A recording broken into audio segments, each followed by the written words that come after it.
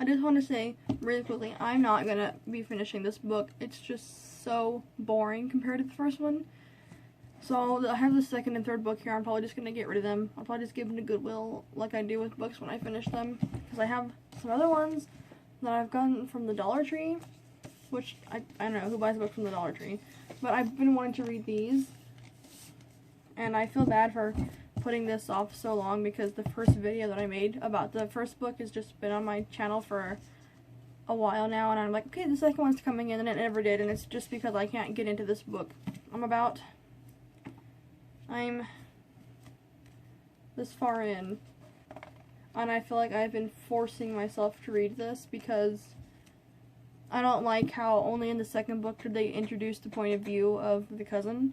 I think if they were going to do two aspects of the story, they should have done it in the first book. That's just me. That's just my personal opinion.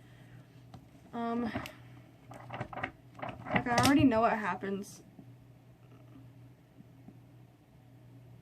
Like, they defeat the king, I'm pretty sure, because there wouldn't be 4 books for something that didn't happen.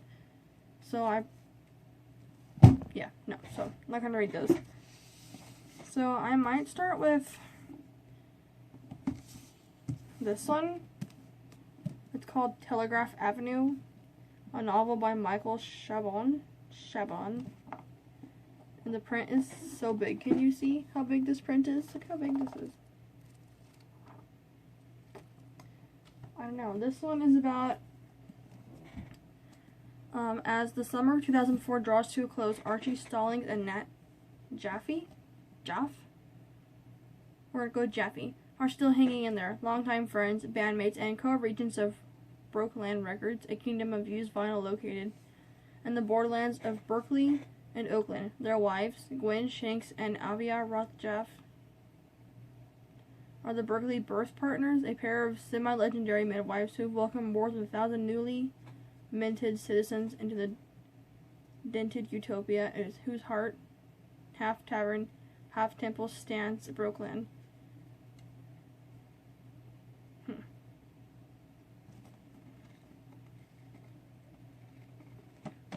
So, I think I'll start with this one. I've got some other ones over there from the Dollar Tree, but I think I'll just start with these ones. This one's called 100,000 Worlds. Okay, can we stop putting quotes from other authors on the back of the book, then start putting summaries back here again? Because I don't care what these authors have to say.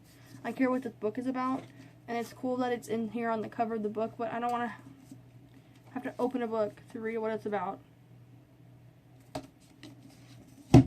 This one's called The Believer. The next one I'm going to read. Sorry, that was like a mini rant. This one's called The Believer by... I'm not going to try to pronounce that. You can just look at it there. Again, with the quotes on the back. The other ones that I have over here on my bookshelf are called Dragonfish.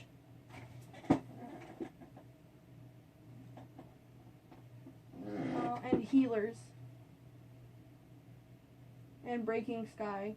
Except for the Healers one is part of a series, so I probably won't read that one until I get the first few books.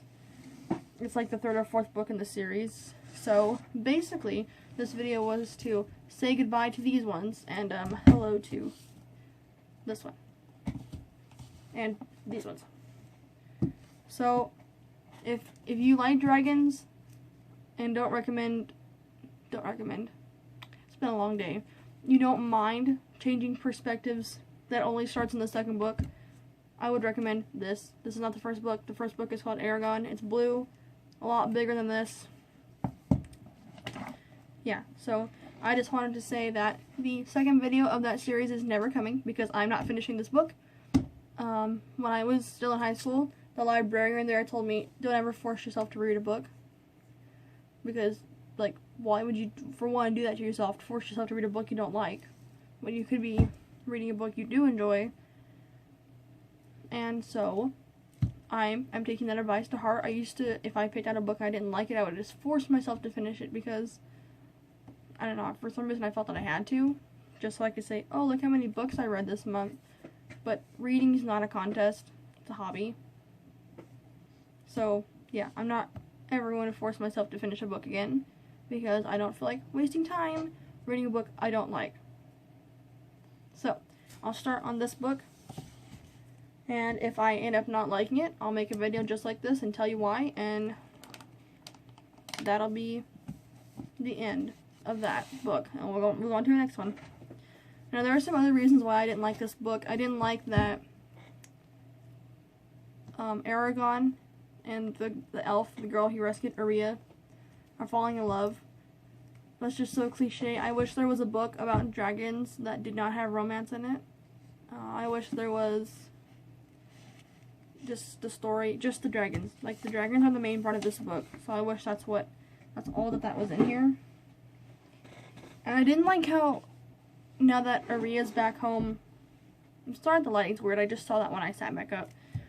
I didn't like how Aria, now that she's home, it's revealed that she's the princess, which I knew all along. So I don't know how I knew before the characters in the book did, how they knew that she was the princess, because it was told to us, like, way in the beginning of, like, the first book. Okay. But I didn't like that now that she's going back to her homeland, that she's kind of turning into a jerk to Eragon. She's, like short and snippy with him, and I just didn't like that. I didn't like how he was falling in love with her, and she's kind of being a jerk to him. So, yeah. I think that's all I have to say. How much more plain can you be than I don't like this book? So, I'm gonna start this one, like I've said 3 times now, and we'll see what happens then. And until then,